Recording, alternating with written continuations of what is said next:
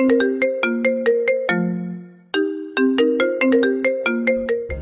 জন্য একটা চাকরি আছে, কোম্পানির বাইক, কোম্পানির ফোন, শুধু কয়েকটা ফোন কল করবি আর রিসিভ করবি, প্লাস কিছু জিনিস ডেলিভারি করবি। এমনকি মেয়েরা পর্যন্ত তোর সাথে কথা না বলে ঘুমাবে না। এই না তুই আমার বন্ধু, বল কি চাকরি যে এত সুযোগ পাবো? Pizza delivery. কি পিৎজা ডেলিভারি? আমি বিদেশ থেকে এত বড় ডিগ্রি নিয়ে এসেছি এই পিৎজা ডেলিভারির জন্য? দেখ দোস্ত, এখনকার সময় এই ডিগ্রি ফিগ্রিতে কিছুই হয় না, আর তোর ভালো একটা চাকরি পেতে কিছুদিন সময় লাগবে। এতদিন চলার জন্য তোর তো হাত খরচ লাগবেই। ঠিকই বললি। আচ্ছা, কবে থেকে চাকরিতে জয়েন করব? আমার বন্ধুর একটি পিৎজা হাট আছে, সেখানে তোকে চাকরি পাইয়ে দেবো। ধন্যবাদ দিয়ে তোকে ছোট করব না বন্ধু। আমার এই বিপদের সময় তুই আমাকে সাহায্য করলি, আমায় এই ঋণ কখনো পূরণ করতে পারবো না। দেখ দোস্ত, তুই আমার জন্য কি করতেছস এই গ্যারেজের সবাই জানে, তাই এইসব ফালতু কথা বলবি না। এখন চল, তোকে আমার বন্ধুর দোকানে নিয়ে যাই। ঠিক আছে, চল। রাজু, গ্যারেজটা দেখ, আমি আসছি। ঠিক আছে উস্তাদ। আমি আর আমার বন্ধু পিৎজা হাটের দিকে রওনা দিলাম তার বাইক নিয়ে। আপনারা নিশ্চয়ই ভাবছেন যে আমি অনেক গরিব। আসলে তা নয়, আমার বাবা সেলিম হোসেন এই দেশের টপ 5 বিজনেসম্যানদের মধ্যে একজন। আমার নাম রাকিব হাসান রাজ। আমার এক ছোট বোন আছে, সে ইন্টার ফার্স্ট ইয়ারে পড়ে। আমি এতদিন বিদেশ থেকে লেখাপড়া কমপ্লিট করে আজ সকালে বাসায় আসলাম। বাসায় এসে দেখি আব্বু কিছু নিয়ে একটা কাজ করছে। আমাকে দেখেও কিছু বলল না, তবে এটা আমার অভ্যাস হয়ে গেছে। আব্বু বিজনেস ব্যতীত কিছুই বোঝে না। আরে তুই কখন এলি? এই যে আম্মু, এইমাত্র আসলাম। ভাইয়া তুই এসেছিস, আমার জন্য কি আনলি? তোর মতো পেতনির জন্য কি আনবো রে? ভাইয়া তুই না খুব পচা। হারে, আমি তো এমনিতেই মজা করছিলাম। তোর জন্য অনেক চকলেট প্লাস বিদেশি আটা ময়দা সব এনেছি। সত্যি ভাইয়া, I love you. I love you my sis. তোদের ভাই বোনের খুনসুটি কখনো শেষ হবে না নাকি? আমি গিয়ে ফ্রেশ হয়ে আসি। দাঁড়া।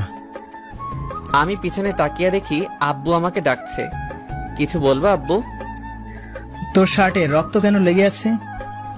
আমি আমার শার্টের দিকে তাকিয়ে দেখি যে এক কোণে রক্ত লেগে আছে। আমি তো এতক্ষণ খেয়ালই করিনি। তুই কি ব্যথা পেয়েছ নাকি? ভাইয়া ব্যথা পাবে? আসলে বলো, কাকে বা কাদের ব্যথা দিয়ে এসেছে? আসলে আমি যখন এয়ারপোর্টে থেকে বাসায় আসতেছিলাম তখন দেখলাম রাস্তায় কয়েকজন বখাটে মিলে একজন লোককে খুব মারছে আর তার ব্যাগ ছিনতাই করার চেষ্টা করছে। তোমরা তো জানো যে আমি আবার এসব দেখতে পারি না, তাই আমি গাড়ি থেকে নেমে তাদের বাধা দেই। তারা পালিয়ে যাওয়ার পর সেই লোককে হাসপাতালে ভর্তি করে দিয়ে আসি। সেই ব্যক্তির রক্তই হয়তো শার্টে লেগে আছে।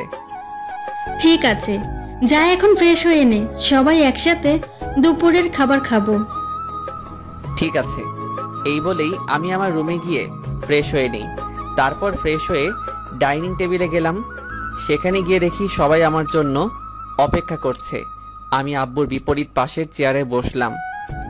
তুই বস, আমি খাবার নিয়ে আসছি। ঠিক আছে। তোর সাথে আমার কিছু কথা ছিল। জি আব্বু, বলো। তুই তো বিদেশ থেকে লেখাপড়া শেষ করে আসলি, এখন আমার ব্যবসার অবস্থা তোকেই ধরতে হবে। আব্বু, আমি এসবের জন্য এখনো প্রস্তুত না। তাহলে কখন প্রস্তুত হবে? আব্বু, আমি আসলে আমার নিজের যোগ্যতায় কিছু করতে চাচ্ছি। এত সহজ না নিজের যোগ্যতায় কিছু করা। আমার বাবা এই ব্যবসা গড়ে তুলেছিল, আমি সেটা তিলে তিলে গড়ে আজ এই পজিশনে এসেছি। আমি জানি আব্বু, কিন্তু আমি আগে নিজের যোগ্যতায় কিছু করতে চাচ্ছি। আমার পড়ালেখাকে কোনো কাজে ইনভেস্ট করতে ইচ্ছুক। ভালো, কিন্তু তুমি কি জানো নিজের যোগ্যতায় কিছু করতে হলে একেবারে শূন্য পজিশন থেকে শুরু করতে হবে? জানি। তাহলে তুই এখানে কেন? মানে? একেবারে জিরো পজিশন, মানে রাস্তা থেকে শুরু করতে হবে। আজকে থেকে তুই আর এই বাড়িতে থাকতে পারবি না। যখন তুই দেখবি মানুষ একা কতটা অসহায়, তখন তুই বুঝবি যে একা থেকে কখনো কিছু করা যায় না। তুমি এসব কি বলছো? আমার ছেলে রাস্তায় থাকবে মানে? তুমি বাবা ছেলের ব্যাপারে ঢুকবে না। যখন দেখবে নিজের খাবার খাওয়ার পর্যন্ত টাকা নেই, তখন আসবে আমার কাছে। ওকে আব্বু, আই চ্যালেঞ্জ ইউ। একদিন আমিও বড় কিছু হয়ে দেখাবো। এই বলে আমি নিজের রুমে গেলাম। সেখানে গিয়ে আমি আমার ব্যাগটা কাঁধে নিয়ে বেরিয়ে পড়লাম অজানা উদ্দেশ্যের দিকে। আম্মু আর আমার ছোট বোন আমাকে আটকানোর চেষ্টা করলেও কিছুই করতে পারিনি, কারণ তারা আব্বুকে ভয় পায়। আসলে আব্বুর রাগ উঠলে আব্বু কি করে বা বলে তা আব্বু নিজেও জানে না, কিন্তু পরে তা নিয়ে আফসোস করে। আমি আমার একমাত্র বন্ধু রাহুলের গ্যারেজে আসলাম। সেই আমার প্রকৃত বন্ধু। আমি বিদেশ যাওয়ার আগে আব্বুর কাছ থেকে টাকা নিয়ে রাহুলকে দেই ওর গ্যারেজ চালু করার জন্য। সে এসব মেকানিক কাজে এক্সপার্ট, কিন্তু গরিব বলে কিছুই করতে পারিনি, তাই আমি সাহায্য করেছিলাম। আমি রাহুলের গ্যারেজে গেলাম। কিরে দোস্ত, কি অবস্থা তোর? আমি ভালো আছি, কিন্তু তুই কবে দেশে এলি? এই তো আজকে। ভেবেছিলাম সবাইকে সারপ্রাইজ দিব, কিন্তু আমি নিজেই সারপ্রাইজ হয়ে গেলাম। কি হয়েছে তুই সব বল আমাকে। আমি তারপর রাহুলকে খুলে বললাম, দেখ দোস্ত, তোর যতদিন ইচ্ছা ততদিন আমার কাছে থাক। তোর দয়ায় এই গ্যারেজে অনেক জায়গা, আমরা সবাই এক পরিবারের মতো থাকি। এই জায়গায় গ্যারেজ, রুম, রান্নাঘর সব আছে। ভাই আমাকে একটা কাজ দে, যেরকম কাজ আছে তাই দে, যেখানে অনেক টাকা। আমিও আব্বুকে দেখাতে চাই যে আমি কিছু করতে পারি। তোর কাজ লাগবে মানে? তুই বরং আমাদের কাজ করে দে। দোস্ত এত কথা বলিস না, আমি যা বলছি তা কর। দাঁড়া, আমি একটা ফোন করে আসি। রাহুল ফোন করে আসলো। একটা কাজ আছে তোর জন্য, যেটা তোর কমফোর্টেবল হবে মনে হয়। কি কাজ? তারপর তো সবই শুনলেন। আমি আজকে জয়েন করলাম, কিন্তু মনে হচ্ছে না এই কাজ আমার জন্য সুবিধার হবে। প্রথম দিন কাজ করলাম রাত 12টা পর্যন্ত। পরের দিন সকালে, কি রে, আজকে চাকরিতে গেলি না? দোস্ত আমি এই চাকরি করতে পারবো না। কেন? দেখ, কালকে একদিন চাকরি করে আমি বুঝে গেছি এই চাকরি আমার জন্য নয়। কারণ কালকে রাত 12টা পর্যন্ত আমি ডিউটি করি। সারাদিন কল রিসিভ করতে করতে আমার প্রথমে হাত ব্যথা শুরু হয়। তারপর আমি গুলশানের হাই সোসাইটি এলাকায় পিৎজা ডেলিভারি করতে যাই। সেখানে আমি তো প্রথমে বিল্ডিং খুঁজতে আমার 1 ঘন্টা লাগে। 20 মিনিটে আর কি ডেলিভারি দিব। তারপর বিল্ডিং খুঁজে পাওয়ার পর শুনি লিফট খারাপ, কিন্তু ডেলিভারি দিতে যেতে হবে টপ ফ্লোরে, মানে 15 তলা। দোস্ত আমি শেষ, আমি আর এই চাকরি করব না। তুই কিছু একটা কর। তুই যদি মেকানিক্যাল কাজ পারতি তাহলে আমার গ্যারেজেই কাজ করতি। আচ্ছা, তোর জন্য আরেকটা চাকরি আছে। কি চাকরি? তুই এবার কারো কাছে যাবি না, বরং সবাই তোর কাছে আসবে। এমনকি সব বড় লোকেরা এসে তোর সামনে দাঁড়াবে। তুই অনুমতি না দিলে কেউ ভেতরে যেতে পারবে না। কি চাকরি বল তাড়াতাড়ি। শপিং মলে সিকিউরিটি গার্ড। শেষমেশ এটাই করতে হলো। ঠিক আছে, আমি করব। তাহলে আমার সাথে চল। আমি রাহুলের সাথে গিয়ে নতুন চাকরিতে জয়েন করলাম। আসলে রাহুলের এই কয়েক বছরে অনেক চেনা জানা মানুষ হয়ে গেছে। পরের দিন চাকরিতে জয়েন করলাম। সারাদিন চাকরি করে পরের দিন সকালে আমি শুয়ে আছি, আর রাজু আমার পিঠ মালিশ করছে। কি রে, আজকে গেলি না চাকরিতে? আমি দাঁড়িয়ে রাহুলের দিকে গাড়ির ম্যাটেরিয়াল ছড়লাম। রাহুল তাড়াতাড়ি সরে গেল। তুই কি পাগল হলি নাকি? আমি তোর কোন কালে শত্রু রে দোস্ত? তুই কেন আমাকে এসব ফালতু জব খুঁজে দিস? কেন, আবার কি হলো? আরে গতকাল সারাদিন সবাইকে চেক করতে করতে আমার পিঠ আর কোমর শেষ। সবাইকে নিচু হয়ে হয়ে চেক করতে করতে আমার অবস্থা করুন। তাহলে তুই বল, তুই কি রকম কাজ করতে ইচ্ছুক? তোকে কিছু করতে হবে না, আমি আমার চাকরি নিজেই খুঁজে নিব। তাহলে তুই খোঁজ, আমি গেলাম। রাহুল কাজে চলে গেল। রাজু বলতো, এই শহরে কোনো চাকরি বা ব্যবসায় অনেক টাকা আয় করা যায়? স্যার, এই আমাকে স্যার বলার দরকার নেই, আমাকে ভাই বলে ডাকবি। আচ্ছা ভাই, এই শহরে যদি আপনি বড়লোক হতে চান তাহলে আপনাকে ট্যাক্সি চালক হতে হবে। ট্যাক্সি চালক? Going to the near of a taxi. Taxi চালক? হ্যাঁ ভাই, এই শহরে সব থেকে বেশি ইনকাম করে ট্যাক্সি চালকেরা। ধরুন কেউ যদি ওয়েট করতে বলে তাহলে ওয়েটিং চার্জ, আবার ডে শিফট, নাইট শিফট ইত্যাদি এসব তো রয়েছেই। ও, তাহলে তো আমাকে এবারেই কাজ করতে হবে। তাহলে কিভাবে শুরু করবেন? দেখি রাহুল আগে আসুক, তারপর ওর সাথে কথা বলে দেখি। দুপুরের খাবারের সময় রাহুল আসলো। তোর সাথে কিছু কথা ছিল। কি চাকরি করবি ভেবেছিস? সেই ব্যাপারেই তোর সাথে কিছু কথা ছিল। কি বলবি বল। আমি আসলে ট্যাক্সি চালক হতে চাই। শুনলাম নাকি একজন ট্যাক্সি চালক অনেক টাকা ইনকাম করে। তুই ঠিকই শুনেছিস, কিন্তু একজন ট্যাক্সি চালক যেমন অনেক টাকা আয় করে, তেমনি অনেক টাকা ব্যয়ও করতে হয়। মানে? তোর কি ড্রাইভিং লাইসেন্স আছে? আছে, থাকবে না কেন? তুই কি ট্যাক্সি ভাড়া চালাবি নাকি নিজের ট্যাক্সি চালাবি? কোনটাই বেশি টাকা আয় করা যাবে? তুই যদি ভাড়ায় ট্যাক্সি চালাতে ইচ্ছুক তাহলে বেশি টাকা আয় হবে না, কারণ বেশিরভাগ টাকা ভাড়া দিতেই চলে যাবে। আর তুই যদি নিজের ট্যাক্সি চালাতে ইচ্ছুক তাহলে তোকে নিজের ট্যাক্সি কিনতে হবে এবং সেখানেই তোকে টাকা ব্যয় করতে হবে। আর কোনো খরচ নেই, শুধু তেল খরচটা তোকে দিতে হবে। আর তুই যদি ইন্স্যুরেন্স করে রাখিস তাহলে ট্যাক্সির অ্যাক্সিডেন্ট হলেও তুইও টাকা পাবি। তাহলে নিজের ট্যাক্সি চালানোটাই বেশি উপকার মনে হয়। তুই কি জানিস একটা ট্যাক্সি কিনতে কত টাকা দরকার? না রে, জানি না। একটা ট্যাক্সি কিনতে কত টাকা দরকার হবে? কমপক্ষে হলেও 3 থেকে 4 লক্ষ টাকা। এই সামান্য টাকা? দূর, এটা কোনো টাকা হলো নাকি? দোস্ত, তুই মনে হয় ভুলেই গেছিস যে তোর বাপ তোকে বাড়ি থেকে বের করে দিয়েছে, আর তোকে নিজের দমে ট্যাক্সি কিনতে হবে। খাইছে রে বন্ধু, তুই বিশ্বাস কর আমি সত্যিই ভুলে গেছিলাম। এবার আমি কি করি? দোস্ত, তুই একটা কিছু কর, আমি তোর টাকা সময় মতো মিটিয়ে দিব। তুই যদি আমার কাছে আমার জীবনটাও চাইতি, না হলে আমি তাও দিয়ে দিতাম। তোর কারণে আমি একটা জীবিকা নির্বাহের সুযোগ পেয়েছি।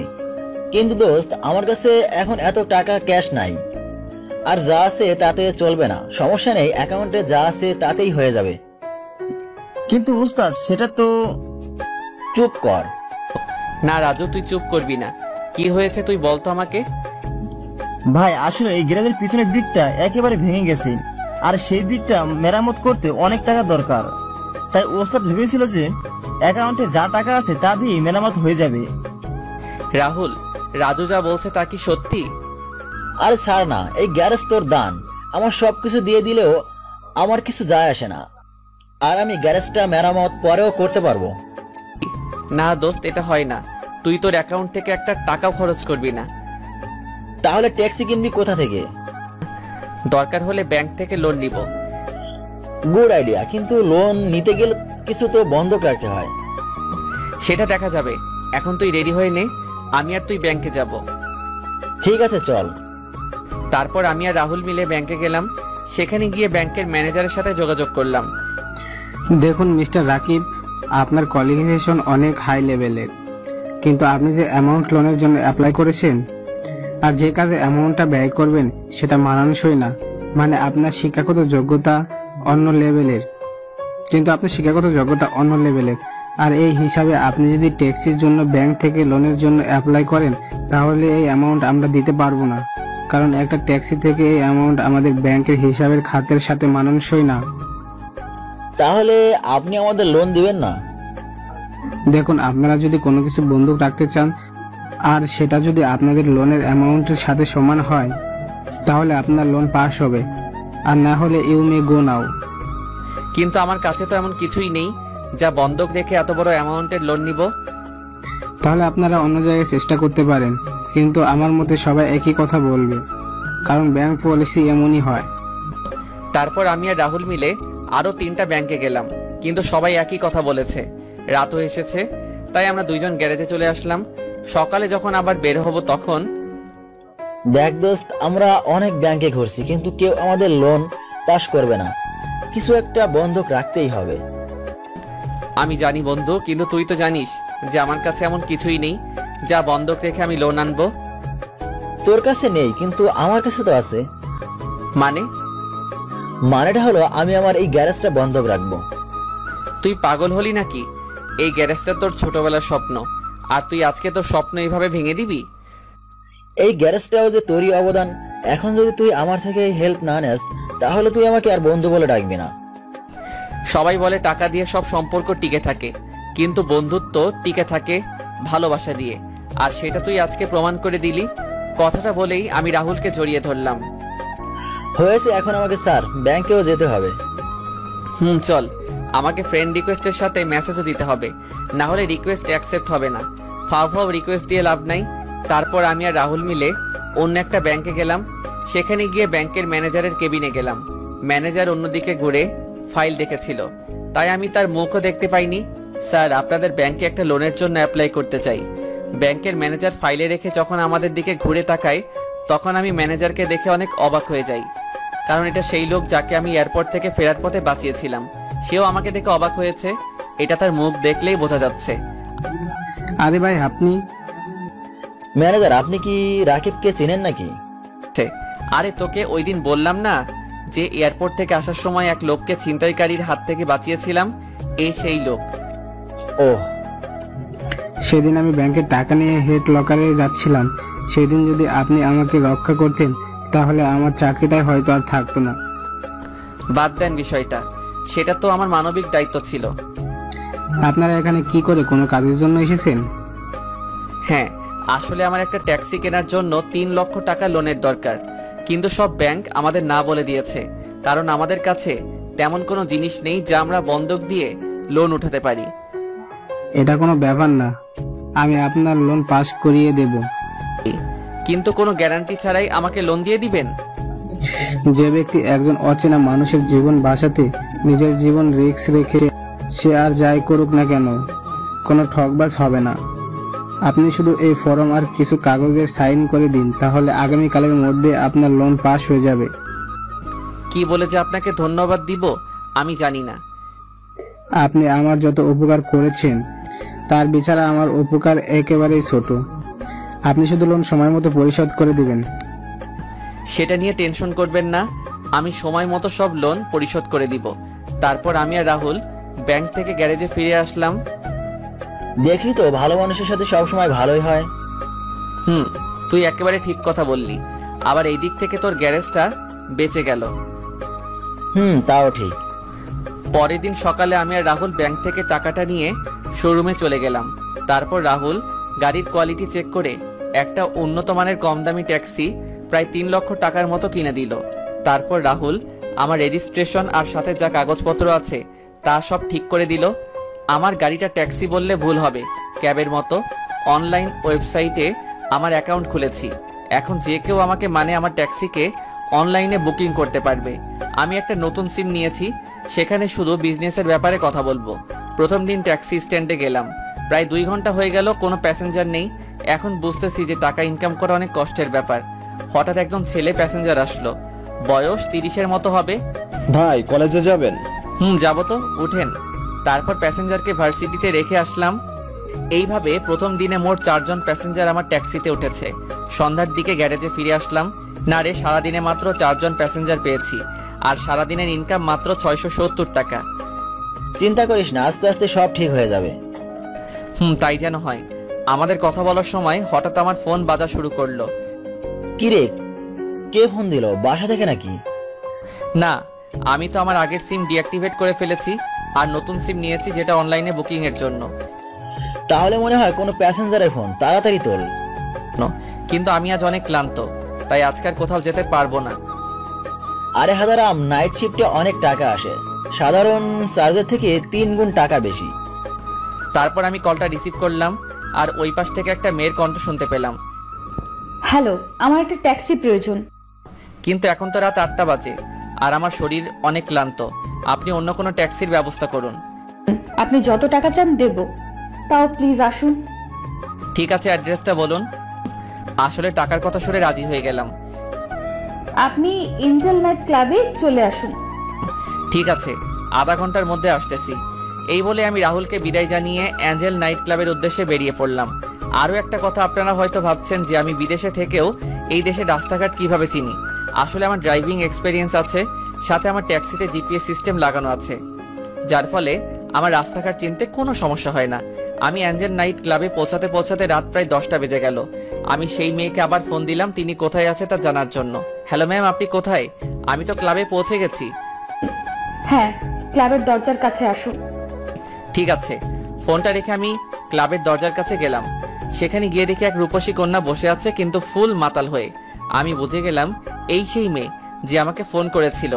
ম্যাম, আমি সেই ট্যাক্সি চালক যাকে আপনি ফোন করেছিলেন, আসুন।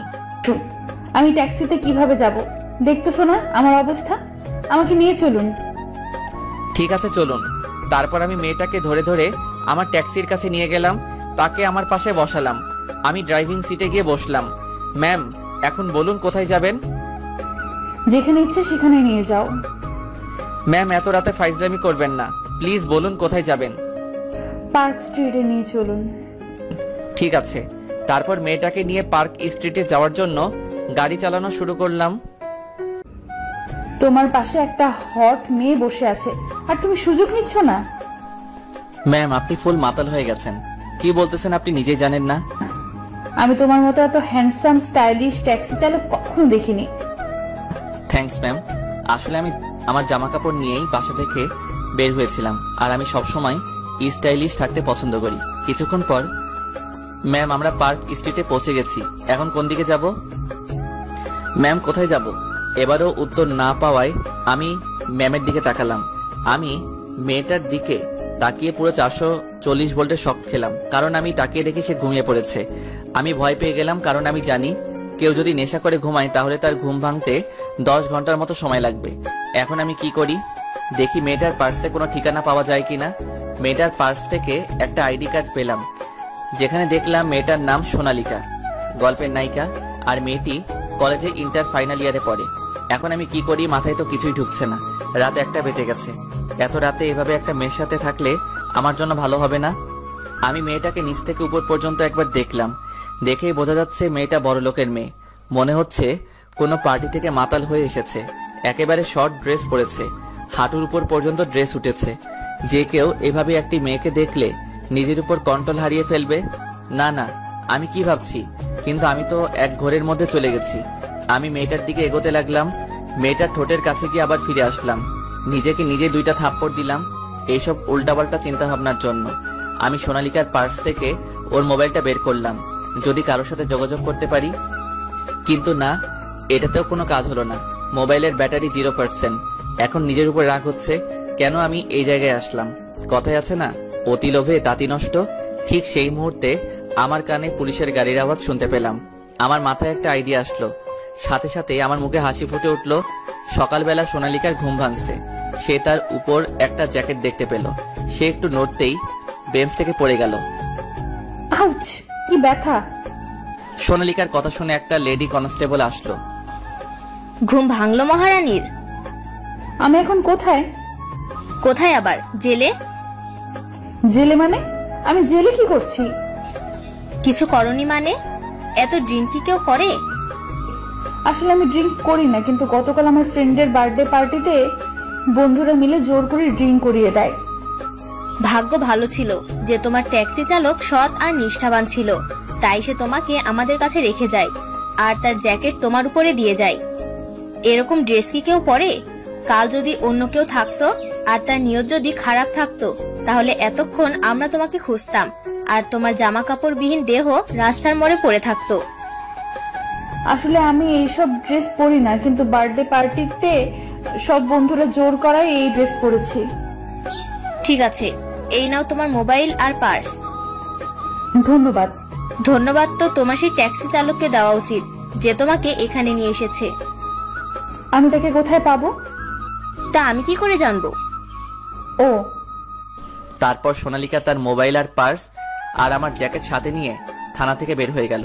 তারপর সেখান থেকে একটা ট্যাক্সি করে তার বাসায় চলে গেল। বাসায় যেতেই, সারা রাত কোথায় ছিলি? আমি কত টেনশনে ছিলাম জানিস? ও ড্যাড, এত হাইপার হওয়ার কিছুই নাই। গতকাল রাতে বন্ধুদের সাথে ক্লাবেই ছিলাম। মিথ্যা বলার জায়গা পাস না।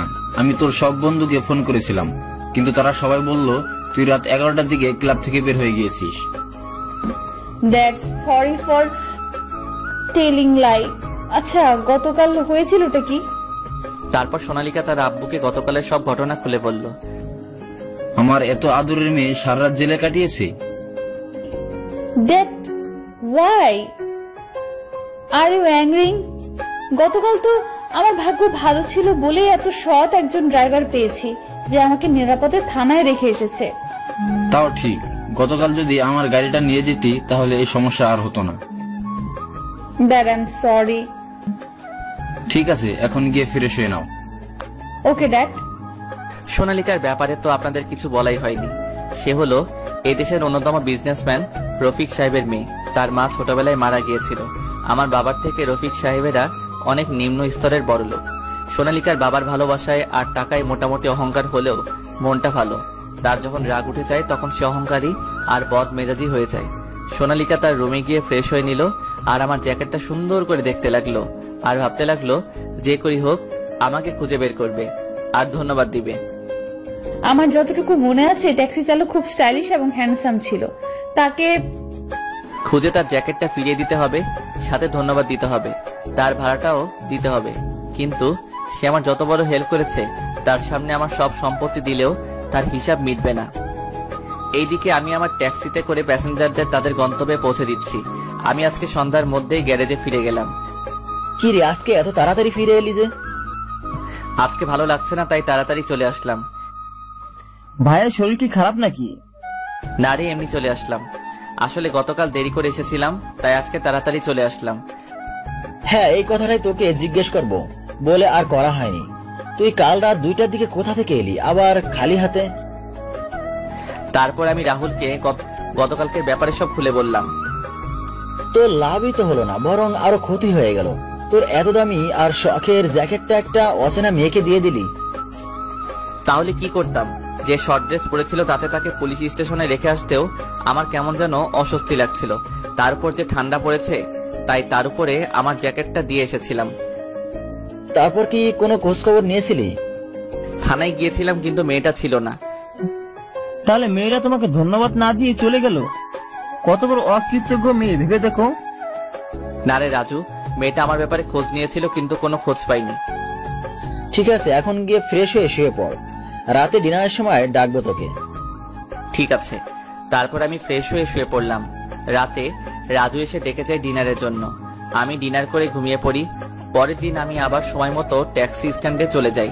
অন্যদিকে ভার্সিটিতে বুঝলি রে হিয়া, আমি যতক্ষণ পর্যন্ত এই ট্যাক্সি চালককে ধন্যবাদ না জানাই ততক্ষণ পর্যন্ত আমি ঠিক থাকতে পারবো না। তুই যে কেন বুড়ো ট্যাক্সি চালকের খেয়ালে ভাবছিস বুঝি না আমি। এই, তুই বুড়ো কেন বললি? তাহলে কি বলবো? ট্যাক্সি চালকেরা কি কখনো হ্যান্ডসাম হয় নাকি? কেন হয় না? আমি যার কথা বলতেছি সে অনেক হ্যান্ডসাম ছিল। মানছি আমি নেশায় ছিলাম, তবু আমার যতটুকু মনে আছে তাতে আমি বলতে পারি ছেলেটা ইয়ং, হ্যান্ডসাম এবং স্টাইলিশ ছিল। আর ওর জ্যাকেটটা দেখে আমি বুঝেছি ছেলেটা হয়তো বড় লোক হবে, কারণ জ্যাকেটটা অনেক দামি ব্র্যান্ডের ছিল। ঠিক আছে, তোর কথা মানলাম। এক মিনিটেই তুই তো আমাকে বলছিলি যে তুই সেই ট্যাক্সি চালককে ফোন কল করে ট্যাক্সিটা বুক করেছিলি। তাহলে তুই সেই নাম্বারে ফোন দে। এই আইডিয়া আমার মাথায় আগে কেন আসলো না? তুই সত্যি রে একটা জিনিয়াস। তারপর সোনালিকা আমাকে ফোন দিল। আমি ড্রাইভিং এ ছিলাম তাই গাড়িটা সাইডে পার্কিং করে কলটা রিসিভ করলাম। হ্যালো, কে বলছেন? হ্যাঁ, আমি সোনালিকা বলছি। কে সোনালিকা? বলার পর আমার মনে পড়লো সেই মেয়েটার কথা।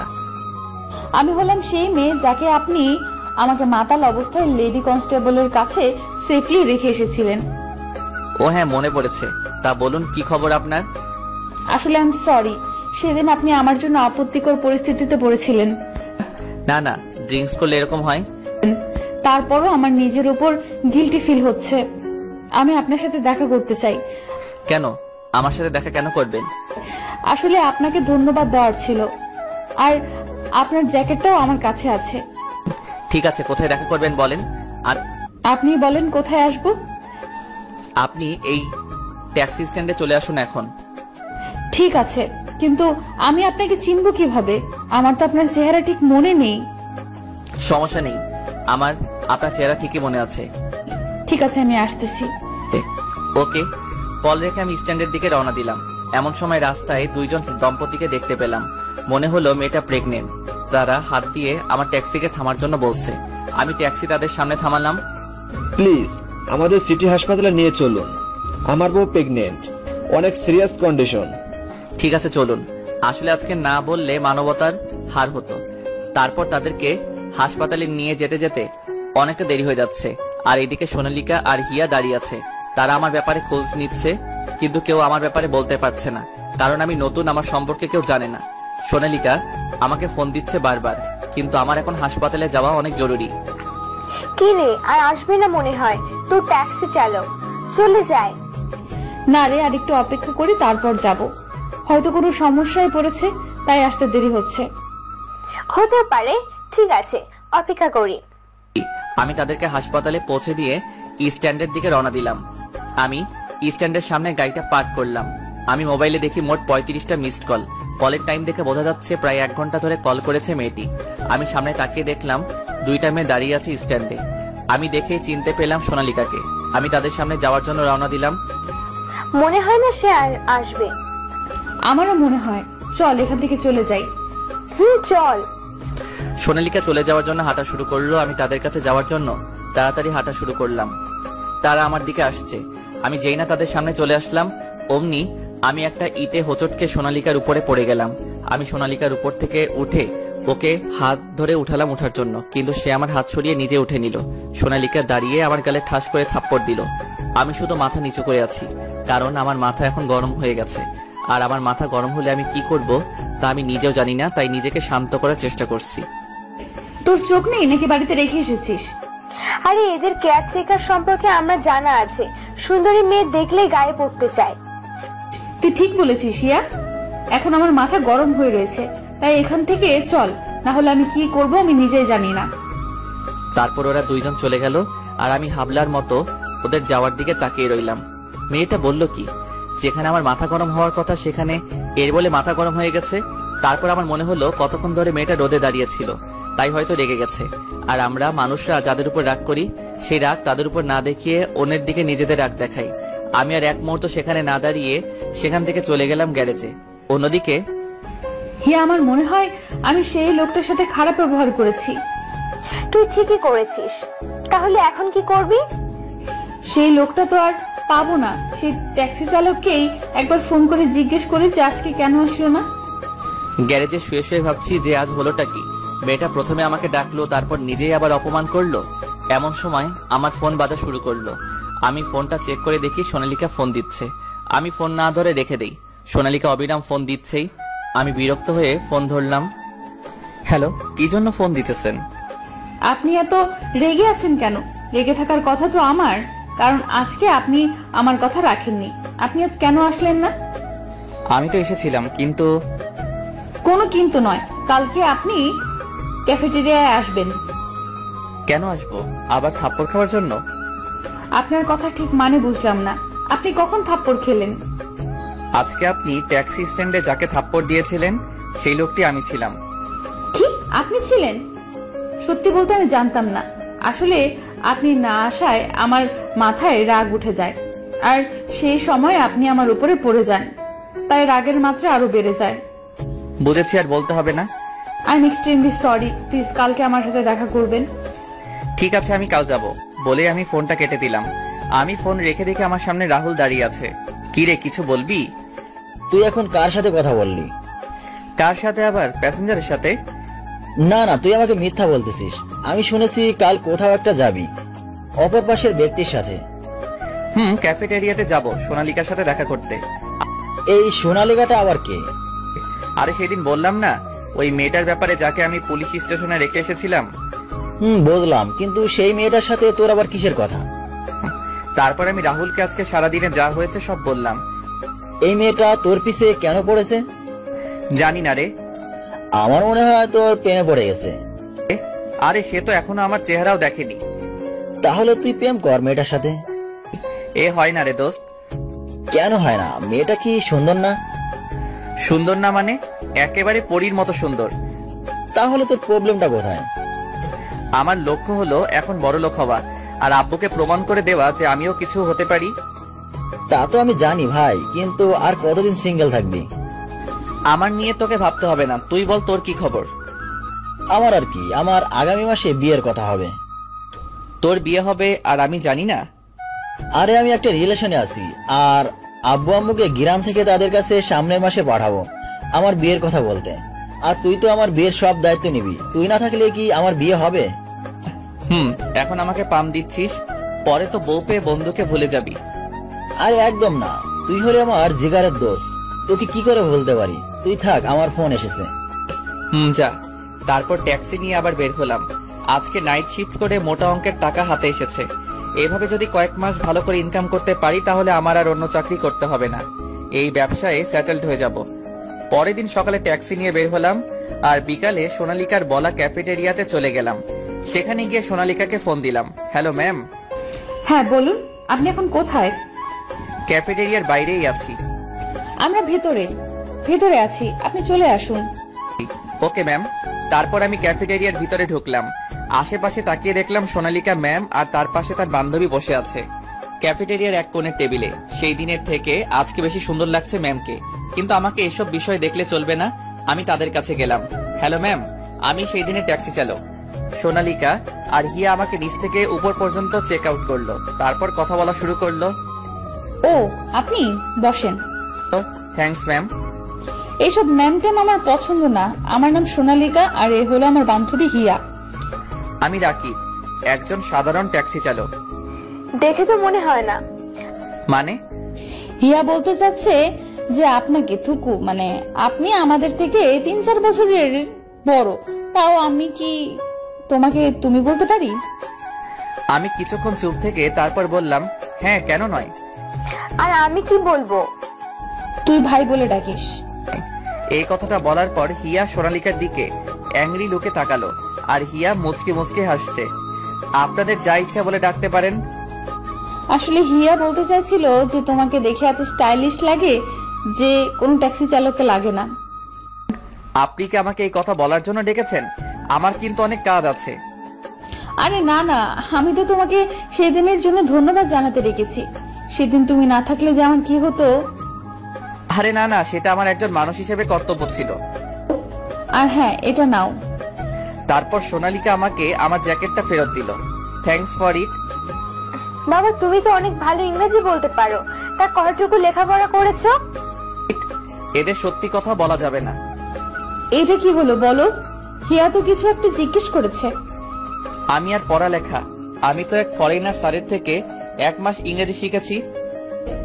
1 মাসেই এত ভালো ইংরেজিতে কথা বলতে পারো?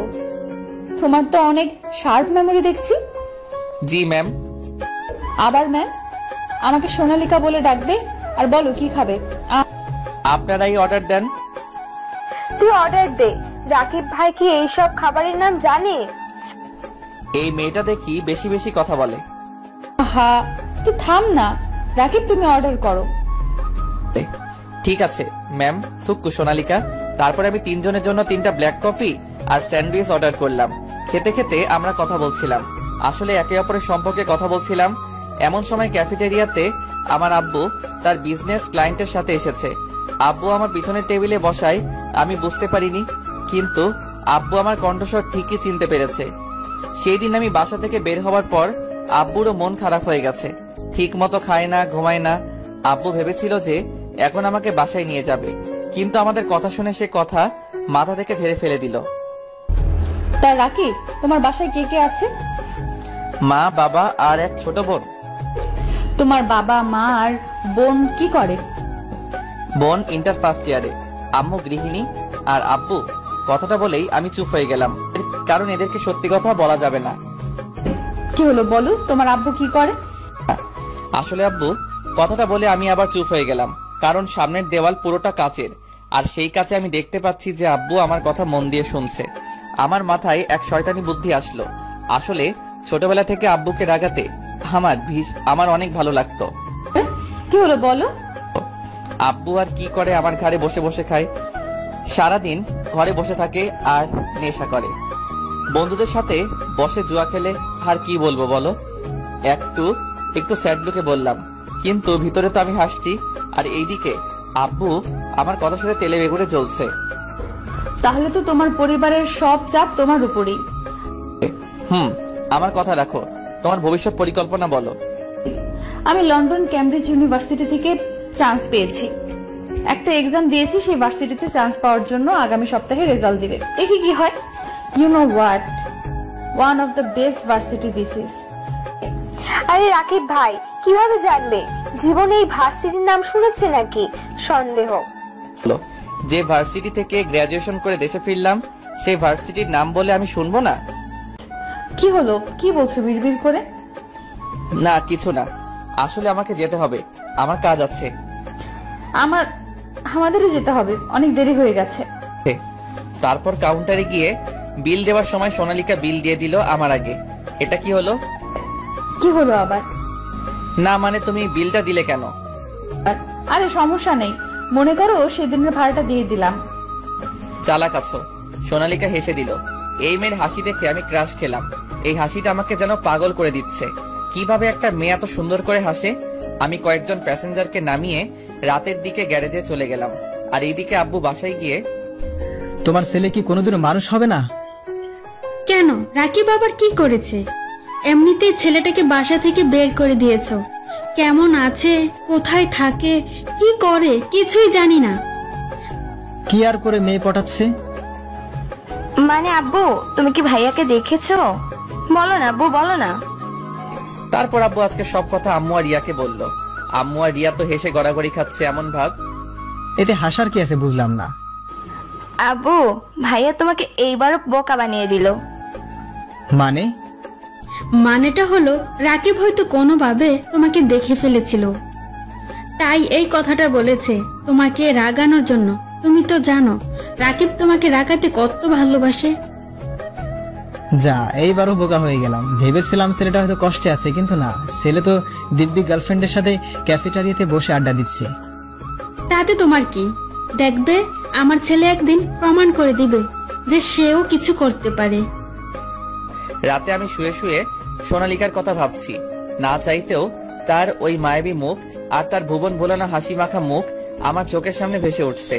আমি শুধু এটা ভাবছি যে একটা মেয়ের হাসি কিভাবে এত সুন্দর হতে পারে। আমি যেন এক ঘরের মধ্যে আছি। এমন সময় রাহুল আর রাজু আসলো আমার সাথে কিছু কথা বলতে। কি রে, শুয়ে শুয়ে কি ভাবতেছিস? ভাবছি একটা মেয়ের হাসি এত সুন্দর কিভাবে হয়। কি বললি? ওস্তাদ, আমার মনে হয় রাকিব ভাই প্রেমে পড়েছে। ঘরের মধ্যে কথাটা বললাম। না না, কিছু না। রাজু তো ভুল কিছুই বলেনি। তোর কথাবার্তায় বোঝা যাচ্ছে তুই প্রেমে পড়েছিস। ঘটনা কি খুলে বলতো। না না, কিছু না। কি বলছিস এসব আবল তাবল? তারপর আমি রাহুলকে আজকের ব্যাপারে খুলে বললাম। আজকে সোনালিকার সাথে আমার কি কথা হয়েছে, তারপর আব্বুর নামে কি কি বলেছি। আমার মনে হয় তুই মেয়েটার হাসির উপর প্রেমে পড়েছিস। ছাড় এসব বিষয়, আমি এখন এসব বিষয় নিয়ে ভাবতে চাই না। তোরা জানিস যে আমার লক্ষ্য এখন বড় লোক হওয়া। ভাই চিন্তা করেন না, আমরা আছি তো। আর আপনি অবশ্যই আপনার বাপের থেকেও বড় লোক হইবেন। তাই যেন হয় রাজু। অন্যদিকে সোনালিকা শুয়ে শুয়ে আমার কথা ভাবছে। ছেলেটা কত সুন্দর আর কত ভদ্রভাবে কথা বলে, কিন্তু জীবনে অনেক দুঃখ। এইভাবে এক সপ্তাহ চলে গেল।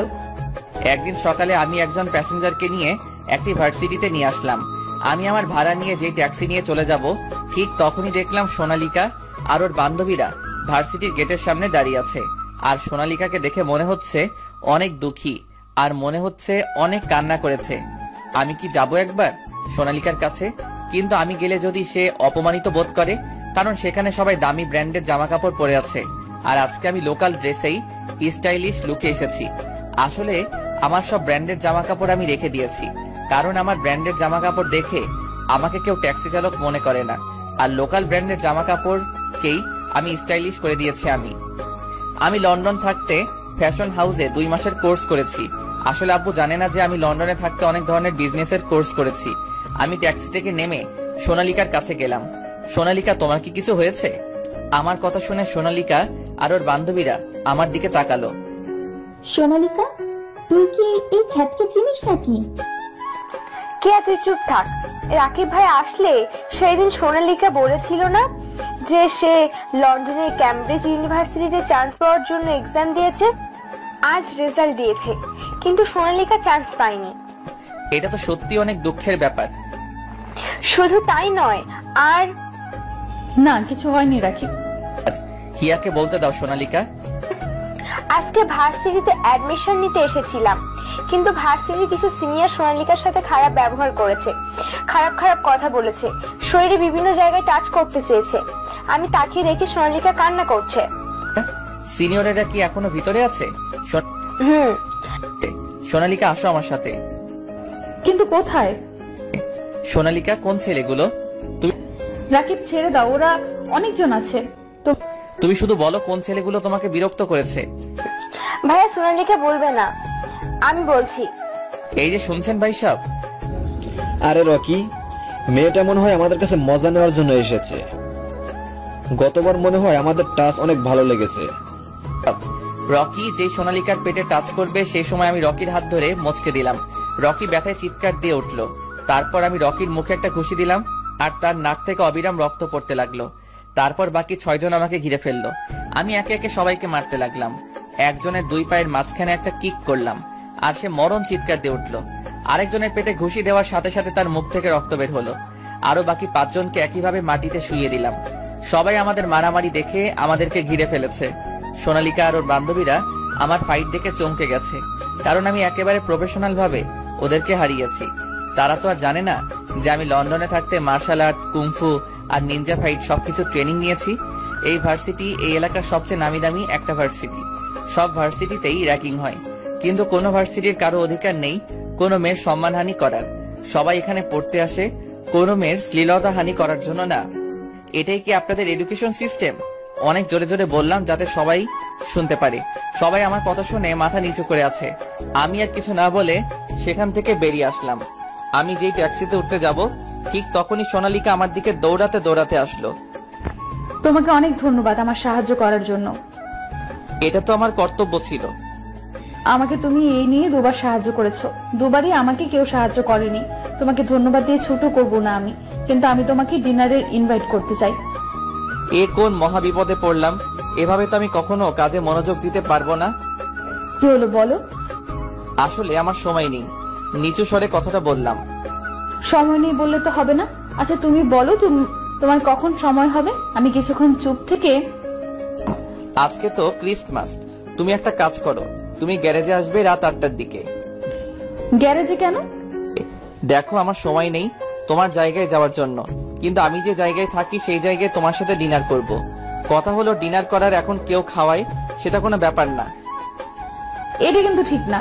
আমি তোমাকে খাওয়াবো, ঠিক আছে অন্য সময় খাওয়াবো, কিন্তু তুমি গ্যারেজে থাকো কেন? আসলে আমি গ্যারেজে থাকি মানে আমার বন্ধুর গ্যারেজ, আর আমার পরিবার গ্রামে থাকে। তোমার টেনশন নেওয়ার দরকার নেই, কারণ গ্যারেজে আমার প্রাণপ্রিয় বন্ধু রাহুল আর আমার ছোট ভাইয়ের মতো রাজু থাকে। গ্যারেজ আমাদের কাছে কোনো 5 স্টার হোটেলের চেয়ে কম না, সেখানে গেলেই দেখতে পারবে। ওকে, আজকে দেখা হবে, বাই। কোথায় যাবে বলো, আমি ড্রপ করে দেই। আসলে আমি গাড়ি নিয়ে এসেছি। তোমার গাড়ি থাকতে তুমি সেই দিন রাতে ট্যাক্সি বুক কেন করলে? আসলে আমি বন্ধুদের সাথে গেলে গাড়ি নেই না, কারণ ড্রাইভার আব্বুকে সব বলে দেয়। কিন্তু সেদিন রাতের ঘটনার পর আব্বুর অর্ডার আছে, আমি যে কোনো জায়গায় যাই না কেন গাড়ি নিয়ে যেতে হবে। ঠিক আছে, রাতে দেখা হবে। ওকে, বাই। আমি ট্যাক্সি নিয়ে চলে গেলাম। সোনালিকা যেই না ওর গাড়ির দিকে যাবে ঠিক তখনই তার সামনে একটা গাড়ি থামলো। গাড়ি থেকে নেমে এলো এই দেশের টপ বিজনেসম্যানের মধ্যে একজন সেলিম হোসেন। হ্যাঁ, আমার আব্বু নামলো গাড়ি থেকে। আসলে আমি আর সোনালিকা যখন রাস্তায় কথা বলছিলাম তখন আব্বু আমাদের দেখেছিল, কিন্তু এত দূর থেকে আমাদের কথা শোনা যাচ্ছিল না। তাই আমি যাওয়ার পর আব্বু সোনালিকার কাছে আসলো। তুমি রফিকের মেয়ে না? জি আঙ্কেল। আর আপনি নিশ্চয়ই আমার আব্বুর সবচেয়ে প্রিয় বন্ধু সেলিম হোসেন। আমি আপনার সম্পর্কে ম্যাগাজিন থেকে জেনেছি। তুমি তো দেখি অনেক কিছু জানো। তা তোমার সাথে ওই ছেলেটা কে ছিল? সোনালিকা এখন কি বলবে সে জানে না। আঙ্কেল, আব্বুকে প্লিজ কিছু জানাবেন না। আসলে সে একজন ট্যাক্সি চালক, তাই আব্বুকে আমার রিলেশনের ব্যাপারে কিছু বলিনি। কি ট্যাক্সি চালক? আঙ্কেল, আমি জানি আপনি হয়তো ভাবছেন যে আমার মতো বড় লোকের মেয়ে কিভাবে একজন ট্যাক্সি চালককে ভালোবাসে, কিন্তু আঙ্কেল ভালোবাসা তো আর টাকা দেখে হয় না, মন থেকে হয়। ঠিক আছে, যাও। তারপর সোনালিকা চলে গেল আর আব্বু ভাবছে যে আমি একজন ট্যাক্সি চালক কিভাবে হলাম। এখন আব্বুর নিজেরই খারাপ লাগছে।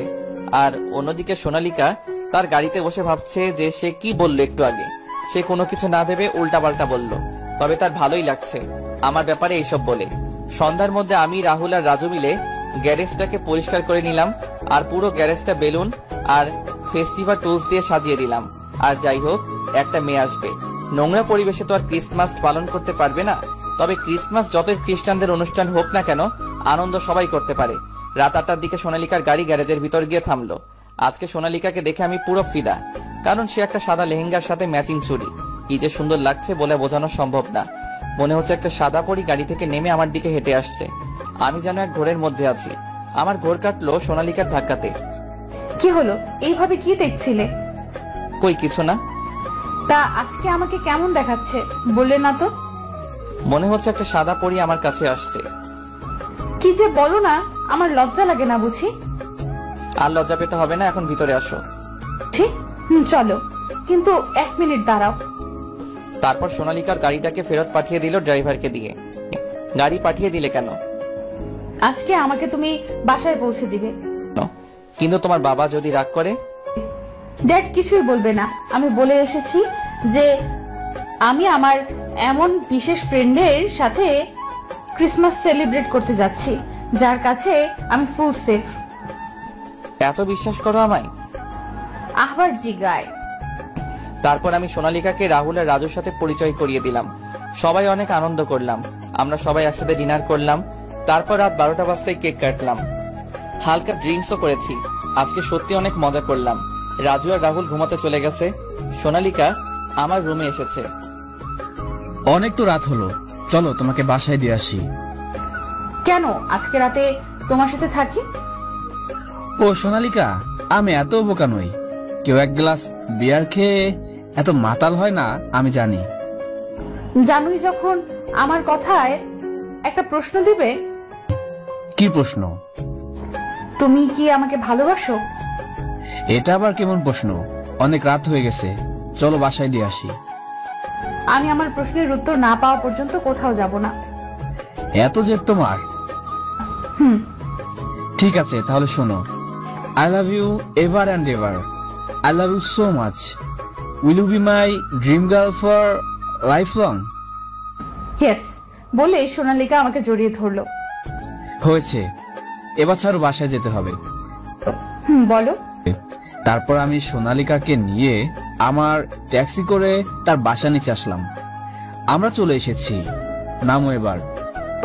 আজকে আমাদের রিলেশনের ফার্স্ট ক্রিসমাস, আর আমাকে তুমি মিষ্টি মুখ না করিয়ে বাসায় পাঠিয়ে দিচ্ছ। এত রাতে আমি মিষ্টি পাবো কোথায়? আগামীকাল খাওয়াবো। আমি আজই খাবো, আর মিষ্টি তো তোমার কাছে আছে।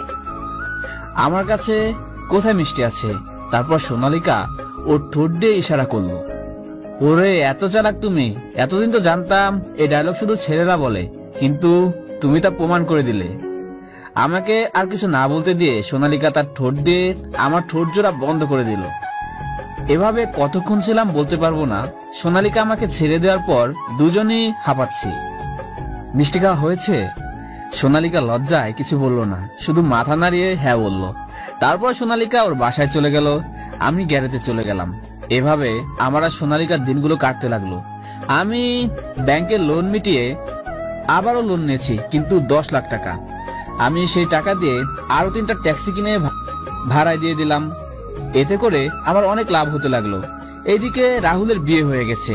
একদিন আমি আর সোনালিকা ক্যাফেটেরিয়াতে বসে আছি। রাহুল ভাইয়েরও তো বিয়ে হয়ে গেল। তো কি হয়েছে? কি হয়েছে মানে? তোমাকে এবার আমার বাবার সাথে কথা বলতে হবে আমাদের বিয়ের ব্যাপারে। দেখো, তুমি এত বড় লোকের মেয়ে, আর আমি একজন সামান্য ট্যাক্সি চালক। তোমার বাবা তো আমাকে মেনে নিবে না, তাই আমাকে বড় কিছু হতে হবে।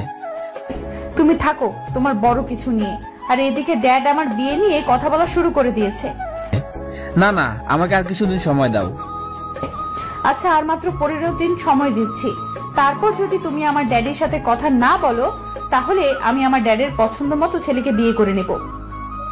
আচ্ছা, আমি গ্যারেজে শুয়ে শুয়ে ভাবছি যে কিভাবে আমি বড়লোক হব, কারণ মাত্র 4টা ট্যাক্সি দিয়ে কোটিপতি হতে পারবো না। আমি আমার সমস্যাটা রাহুলকে জানালাম। তুই তো বিদেশ থেকে অনেকগুলো বিজনেসের কোর্স করেছিস, তাহলে সেই কোর্স এর শেখানো টেকনিক অ্যাপ্লাই কর। আমি ভাবছি একটা ছোট দেখে ফ্যাশন হাউস খুলবো, কিন্তু তার জন্য আমার এই ট্যাক্সির প্রফিট যথেষ্ট না। তুই তো আমার থেকে সাহায্য নিবি না জানি আমি। তাহলে এক কাজ কর, ব্যাংক থেকে লোন নে, আর তোর কাছে এখন বন্ধক রাখার মতো সম্পদও আছে।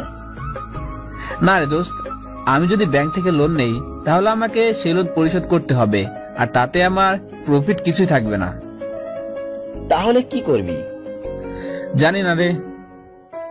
এক কাজ কর, আমি আর তুই একসাথে ফ্যাশন হাউস শুরু করি পার্টনারশিপে।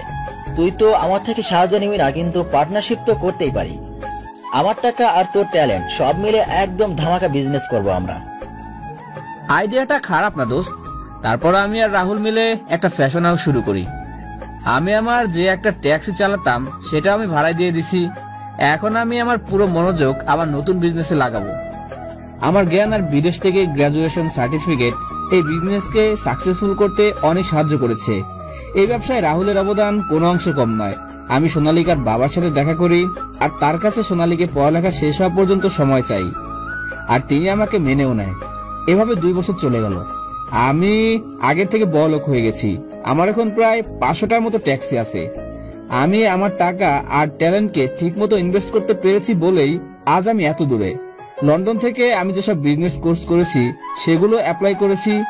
আমি আমার ব্যাংক থেকে লোন নিয়ে অনেকগুলো বিজনেস স্টার্ট করেছি, আর রাহুলের গ্যারেজটাকে শহরের সবচেয়ে বড় গ্যারেজে পরিণত করেছি। এখন এখানে অনেক লোক আছে, তাই রাজুকে আমার ট্যাক্সি কোম্পানির ম্যানেজার বানিয়ে দিয়েছি।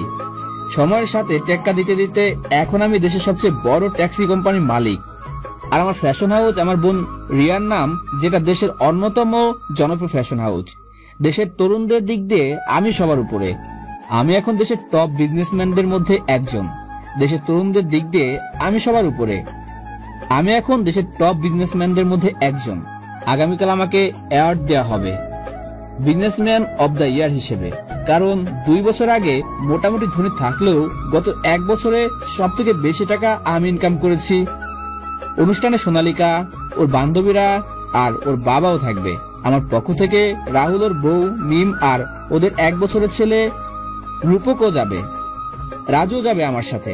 শুনেছি দেশের টপ বিজনেসম্যানদের মধ্যেই একজন আমাকে অ্যাওয়ার্ড দিবে। পরের দিন আমরা সবাই অনুষ্ঠানে চলে গেলাম। আমি আজ অনেকটাই খুশি, কারণ আজ আমি আমার চ্যালেঞ্জ কমপ্লিট করতে পেরেছি। আমার আজকের অ্যাওয়ার্ড শো পুরো দেশে লাইভ দেখানো হবে। তাই আমার আব্বু দেখবে যে তার ছেলে নিজে কিছু একটা করতে পেরেছে। আমি আমার BMW গাড়ি নিয়ে চলে গেলাম অ্যাওয়ার্ড শোর গেস্ট রুমে। একটু পর অ্যাওয়ার্ড শো শুরু হবে। এমন সময় দরজায় কেউ একজন ঠক ঠক করলো। কামিন। তারপর সোনালিকা আসলো। আমার বাবুটা আজকে এত খুশি কেন? খুশি থাকবো না, আজকে আমি অনেক খুশি। তুমি লাইফে এত বড় একটা অ্যাওয়ার্ড পাবে। আজকে তুমি আমার আব্বুর সাথে আমাদের বিয়ের কথা বলবে। আর গত 2 বছরে আমি যতবার তোমার বাবা মায়ের কথা জিজ্ঞেস করেছি ততবার তুমি কথাটা এড়িয়ে চলেছ। আজকে কিন্তু আমি কোনো কথা শুনবো না। বলো আমাকে, তুমি কবে তোমার ফ্যামিলির সাথে আমার দেখা করিয়ে দিবে? সম্ভবত আজকে অথবা আগামীকাল। আর তোমার বাবার সাথেও কথা বলবো, সমস্যা নাই। সত্যি? সোনালিকা আমাকে জোরে ধরলো। ঠিক আছে, এখন ছাড়ো, এখন অ্যাওয়ার্ড শো শুরু হবে। না, আমি আমার হবু বরকে জড়িয়ে ধরেছি, তাতে আমি কারো কথা শুনবো না। বোঝার চেষ্টা করো। ঠিক আছে, তাহলে মিষ্টি দাও। এখন আমি মিষ্টি কোথায় পাবো? তারপর সোনালিকা আবারও ঠোঁট দিয়ে ইশারা করলো। আমি বুঝে গেলাম সোনালিকা কি বোঝাতে চাচ্ছে। না না, একদম না। আমার বাবুটা তো দুষ্ট হয়েছে, আমি জানতাম না। সোনালিকা আমাকে যে লিপ কিস করতে যাবে ঠিক সেই সময় আমি সরে গেলাম। সোনালিকা অনেক রেগে গেল। আমি দৌড়ে রুম থেকে চলে গেলাম। সোনালিকা আমার পিছু পিছু দৌড়াচ্ছে। এক সময় আমি দৌড়াতে দৌড়াতে একজনের সাথে ধাক্কা খেলাম। আমি সামনে তাকিয়ে অবাক, কারণ আমার সামনে আমার ছোট বোন রিয়া দাঁড়িয়ে আছে। রিয়া আমাকে দেখেই জড়িয়ে ধরলো। এতদিনের সব রাগ অভিমান ওর চোখে আমি দেখতে পেলাম। ভাইয়া, তুই না খুব পচা। এতদিন আমাদের কথা কি তোমার মনেও পড়েনি? আরে আমার পাগলি বোনটা যে কেঁদেই দিবে। আমি আর মাত্র 1 দিন পর আবার তোর কাছে ফিরে যাব। রিয়া আমাকে ছেড়ে দিয়ে তারপর আবার বলা শুরু করলো। ভাইয়া, তুমি কি সত্যি বলছো? হ্যাঁ রে, আমি তো রিয়ার সাথে কথা বলতে বলতে এতক্ষণ খেয়ালই করে নাই যে সোনালিকা আমার পিছনে দাঁড়িয়ে আছে। সে আমাদের কথা শুনতে পারেনি। এখানে হচ্ছেটা কি? আমি আর রিয়া সোনালিকার দিকে তাকালাম। সোনালিকার চোখ দিয়ে মনে হয় আগুন বেরোচ্ছে। আমি বুঝে গেলাম সোনালিকা আমাকে আর রিয়াকে দেখে অন্য কিছু ভাবছে। তাই তার ভুল ভাঙানোর জন্য বললাম, রিয়া, এ হলো তোর হবু ভাবি সোনালিকা, আর সোনালিকা এ হলো আমার আদরের ছোট বোন রিয়া। সোনালিকা এবার তার ভুল বুঝতে পেরেছে। রিয়া তো সোনালিকাকে পেয়ে আমাকে মনে হয় ভুলে গেছে। রিয়া, তুই এখানে কি করস? আর আব্বু আম্মু কোথায়? আব্বু আম্মু এখানে আছে। আর তুমি এখানে কি করো? এই জায়গায় তো আজকে দেশের ইয়াং জেনারেশনের আইডল টপ বিজনেসম্যানকে অ্যাওয়ার্ড দেওয়া হবে। সেই বিজনেসম্যান আর কেউ নয়, তোমার ভাইয়া। সত্যি ভাইয়া? তার মানে তুমি চ্যালেঞ্জ জিতে গেছো। হুররে! কিসের চ্যালেঞ্জ? পরে বলবো, আজকে সব জানতে পারবা। রিয়া, আব্বু আর আম্মু এখানে কি করছে? না না, আমি বলবো না, আজকে তোমার জন্য সারপ্রাইজ আছে। দেখা যাবে কি সারপ্রাইজ। এমন সময় মাইকে অ্যানাউন্সমেন্ট করা শুরু হয়ে গেছে। আমরা স্টেজের কাছে চলে গেলাম। আমার সব আপনজন প্রথম সারির চেয়ারে বসে আছে, কিন্তু আমি আব্বুকে দেখতে পেলাম না। এমন সময় মাইকে আমার নাম অ্যানাউন্স করলো। আমি স্টেজে উঠে গেলাম। আমার চোখ নিচে জনগণের ভিড়ের দিকে। আম্মু আমাকে দেখে অনেক অবাক হয়েছে। রিয়া আম্মুকে সব বলল আর সোনালিকার সাথে পরিচয় করে দিচ্ছে। আমি স্টেজে সামনের দিকে তাকিয়ে অনেক বড় শট খেলাম, কারণ আমার সামনে আমার আব্বু দাঁড়িয়ে আছে অ্যাওয়ার্ড নিয়ে। আব্বুর মুখেও আশ্চর্যবোধক চাউনি দেখতে পাচ্ছি। আব্বু যে আমাকে আশা করেনি এটা আব্বুর চোখ মুখ দেখে বোঝা যাচ্ছে। মাইকে আবার অ্যানাউন্স করলো, দেশের ইয়াং জেনারেশনের আইকন রাকিব হাসান রাজকে আজ top businessman of the year এর অ্যাওয়ার্ড দিবে দেশের সেরা বিজনেসম্যানদের মধ্যে অন্যতম বিজনেসম্যান সেলিম হোসেন। আব্বুর হাতে অ্যাওয়ার্ড আছে, কিন্তু আব্বু আমাকে অ্যাওয়ার্ড না দিয়ে এই জায়গায় সবাইকে অবাক করে আমাকে জড়িয়ে ধরলো। এতদিনে সব রাগ অভিমান সব আজকে মুছে যাবে বলে আমি মনে করি। আব্বু আমাকে ছেড়ে দিয়ে আমাকে নিয়ে মাইকের কাছে গেল। আপনারা নিশ্চয়ই ভাবতেছেন যে আমার আর রফিকের মধ্যে কি সম্পর্ক আছে। রফিক আর কেউ নয়, আমার ছেলে। গত 2.5 বছর আগে রাকিব লন্ডন ক্যামব্রিজ ইউনিভার্সিটি থেকে গ্রাজুয়েশন করে দেশে আসার পর আমাকে বলেছিল যে সে নিজের নামে কিছু করতে চায়, আমার বিজনেস সে সামলাবে না। তখন আমি খুব রেগে গিয়েছিলাম, তাই রাকিবকে ঘর থেকে বের করে দিয়েছিলাম। তখন রাকিব আমাকে চ্যালেঞ্জ করেছিল যে রাকিব নিজের যোগ্যতায় কিছু একটা হয়ে আমার সামনে এসে দাঁড়াবে। আজ রাকিব তার কথা রাখতে পেরেছে।